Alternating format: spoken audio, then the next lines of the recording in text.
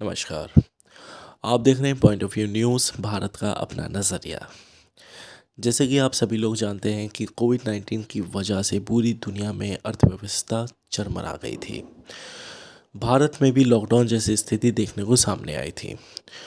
उसी दौरान बहुत सारे स्कूल्स और एग्ज़ामिनेशन कैंसिल कर दिए गए थे, जिसमें से यूपीएससी एग्ज़ाम भी एक था। 11 महीने से लगातार आंदोलन करते आ रहे कुछ स्टूडेंट्स की सिर्फ इतनी ही मांग है कि यूपीएससी एग्ज़ाम जो कोविड-19 की वजह से कैंसिल कर दी गई थी, वो दोबारा की जाए। ऐसे ही हम किसी एक स्टूडेंट से मिलने की कोशिश करेंगे और जानने की कोशिश करेंगे कि क्या उनकी समस्याएं हैं और वे भारत सरकार से क्या चाहते हैं। तो आइए चलिए देखते हैं। मेरा नाम अमूल्य अनिमेष है। मैं पटना बिहार से हूँ। हम लोगों का जो मेन मुद्दा है, जो हम लोगों में जो सबसे पहले एस्पिरेंट्स हैं, वो 3.5 करोड़ एस्पिरेंट्स हैं जो इफेक्ट हो रहे हैं। जितने भी केंद्रीय सरकार के एग्ज़ाम जो हुए थे 2020 में और 21 में कोरोना पैंडेमिक में, उसमें यूपीएससी सिविल सर्विस हो गया, एसएससी सीजीएल का हो गया, बैंकिंग के एग्ज़ाम हो गए, आपके आरबीआई के एग्ज़ाम हो गए, आपके आईआईटी जेई के हो गए, आपके एसएससी जीडी के एग्ज़ाम्स जो है एसएससी में ही जितने भी एसएससी और यूपीएससी एसएससी जितने भी एग्ज़ाम्स कराता है ना, ठीक है, ये लोग कुछ 5-10 एग्ज़ाम्स हर एक जो ये इंस्टीट्यूशन है कराता है, तो टोटल मिला के जो एप्लीकेंट्स है 3.5 करोड़ के आसपास है। तो हम लोगों का 2020 और 21 में जो पैंडेमिक के कारण इफेक्ट हुआ, क्योंकि बहुत सारे केसेस हैं। कुछ लोग जो थे वो एसेंशियल सर्विस में थे, जैसे कि कोविड वॉरियर्स थे, पुलिसमैन थे, बैंकिंग में थे, तो इन लोगों को फेयर पार्टिसिपेशन का मौका ही नहीं मिल पाया। ये लोग अपना, इन लोगों का जो एबनॉर्मल ड्यूटी था, इन लोगों को 15-15, 16-16 घंटे काम करना था। पढ़ाई के लिए जनरली होता है कि ये लोग जनरल नॉर्मल टाइम में छुट्टी ले लेते हैं। अभी के टाइम पे ये कि छुट्टी लेके ये लोग अपना ड्यूटी करेंगे कि पढ़ाई करेंगे। एग्ज़ाम इनका ख़राब हुआ। कुछ लोग तो थे वो कोविड पॉजिटिव हो गए। अब ये सारे जो एग्ज़ाम हैं, ये एक स्टेज के एग्ज़ाम नहीं हैं। ये इनका प्रीलिम्स होता है, मेंस होता है। अब इसमें क्या है, आप कोविड पॉजिटिव प्रीलिम्स के टाइम पे हो गए, कुछ लोग जो थे वो प्रीलिम्स क्वालिफाई कर गए, मगर मेंस देने के टाइम पे कोविड पॉजिटिव हो गए जी। तो ऐसे अब वो एग्ज़ाम ही नहीं दे सकते थे, क्योंकि एमएचए का गाइडलाइन आया हुआ था जी। उसके अलावा बहुत लोग जो हैं वो माइग्रेट कर गए, वो अपने गाँव में माइग्रेट कर गए। डिजिटल डिवाइड और जो रूरल अर्बन डिवाइड जो है, वो कोविड के टाइम पे ऐसे भी बहुत सारे रिपोर्ट्स में आया हुआ है कि इसको कोविड ने बहुत ज़्यादा बढ़ा दिया था, वाइडेंड अप कर दिया था। इन लोगों के पास इंटरनेट की फैसिलिटी नहीं है, ना ऑनलाइन मटेरियल में पढ़ सकते हैं। जो रीजनल मीडियम के स्टूडेंट्स हैं वो उसमें नहीं पढ़ सकते, ठीक है। तो वो किस तरीके से प्रिपेयर करेंगे। हमारा जो ओवरऑल में अगर मैं क्रक्स में बोलूँ तो मामला ये है कि हम लोग क्यों डिमांड कर रहे हैं। मैं आपके थ्रू जो भी लोग सुन रहे हैं, तो हम लोगों का है कि एक एग्ज़ामिनेशन का प्रोसेस जो होता है ना, उसमें एक फेयर पार्टिसिपेशन होता है कि आप उसमें फेयरली पार्टिसिपेट कर रहे हैं कि नहीं, आपको तैयारी आप ढंग से कर पा रहे हैं कि नहीं, और आप तैयारी के साथ आप एग्ज़ाम में जब जा रहे हैं तो आप उस एग्ज़ामिनेशन को एक मेंटल टेंशन फ्री माहौल में आप कर। जिनके पेरेंट्स की लॉस हो गई, मान लीजिए 1 महीने पहले कोरोना पैंडेमिक के कारण या कोविड होने के कारण लॉस हो गया, आप उनसे कैसे उम्मीद कर सकते हैं कि वो उस मेंटल सिचुएशन में होंगे। मेंटल हेल्थ बहुत बड़ा इशू रहा हुआ है। 9 अक्टूबर अभी इसी साल 2021 में आकांक्षा मिश्रा जो थी, उन्होंने सुसाइड कर लिया था, ठीक है। तो आप पैंडेमिक का असर जो है वो सुप्रीम कोर्ट भी माना है। इसी कारण से अभी 22 जुलाई को सुप्रीम कोर्ट ने भी सिंपैथी रखा हम लोगों से और यही बोला कि गवर्नमेंट को कि आप लीनियंट व्यू लीजिए।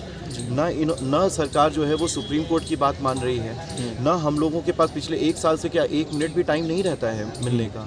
तो मेरी अपील जो है वो हम लोगों की बहुत जेन्युइन डिमांड है। और हम लोग हर साल एग्ज़ाम होते हैं, हर साल कोई पास होता है, कोई फेल होता है, पर हम लोग अभी के टाइम पे क्यों मांग रहे हैं 2020-21 में? क्योंकि आपने खुद बोला था अभी 8-10 महीने पहले कि ये once in a century crisis है। Once in a century crisis जब होता है, जब पैंडेमिक आता है, तो आपको उसका जो रिलीफ है वो भी तो उस हिसाब से ही देना पड़ेगा ना। हम लोग उसी चीज़ का रिलीफ मांग रहे हैं। अभी 3rd वेव चालू हो गया है। आप जिस तरीके से जा रहे हैं, आपको क्या लगता है ये यहाँ पे ख़त्म होने वाला है मामला? ये यहाँ से और बढ़ता चला जाएगा। आप एक बार रिलीफ दे देंगे तो कम से कम ये चीज़ रहेगा कि लोगों को तो एक बीच में 3.5 करोड़ लोग कितने होते हैं, और उसके अलावा उनके परिवारजनों को, अगर हर एक परिवार में 5 लोग हैं, आप कर लीजिए 15-20 करोड़ लोगों को एक गुडविल का जेस्चर जाएगा। ये हम लोगों की अपील जो है, या आप 130 करोड़ की जनता में आप 20 करोड़ लोगों को एक सिंगल डिसीजन से, जिसमें आपका कोई पैसा नहीं लग रहा, कोई इकोनॉमी आपकी हर्ट नहीं हो रही है, आपका सोशल गुडविल आपका उसमें और अच्छा बनेगा, ठीक है। आपने खुद देखा है इलाहाबाद साइड में और इस साइड में, जब यूपी में जब 2nd वेव आया था तो लाशें पड़ी हुई थी, ठीक है। इस तरीके का माहौल बना था। आप कैसे उम्मीद करते हैं कि ये बच्चे जो है तैयारी करेंगे? और आप डेमोग्राफिक डिविडेंड की बात करते हैं, तो मैं प्राइम मिनिस्टर जी से ये बोलूँगा कि ये जो वर्ग है जो मांग रहा है वो 18 ईयर्स से लेकर 37 ईयर्स के बीच का है। यही तो है आपका यूथ वर्ग। इसी को तो आप इन्हीं को तो आप रीप करना चाहते हैं ना, जो आप बोल रहे हैं कि हमें इनका फ़ायदा उठाना है, इनका स्किल डेवलपमेंट करना है। हम लोग पढ़े लिखे लोग अच्छे अच्छे इंस्टीट्यूशन से, मैं खुद एक क्या कहते हैं प्रेस्टिजियस इंस्टीट्यूशन से पढ़ा हुआ हूँ, एनआईटी से मैं पढ़ के आया हूँ, बहुत लोग आईआईटी से पढ़ के हैं, बहुत लोग नेशनल लॉ स्कूल से पढ़े हैं, डॉक्टर्स हैं। क्या इन लोगों का, ये लोग सड़क पे बैठने वाले लोग हैं क्या? हम लोग कोई क्या पॉलिटिकल पार्टी से हैं? हम लोग कहीं क्या मतलब कहीं से भड़काए हुए हैं?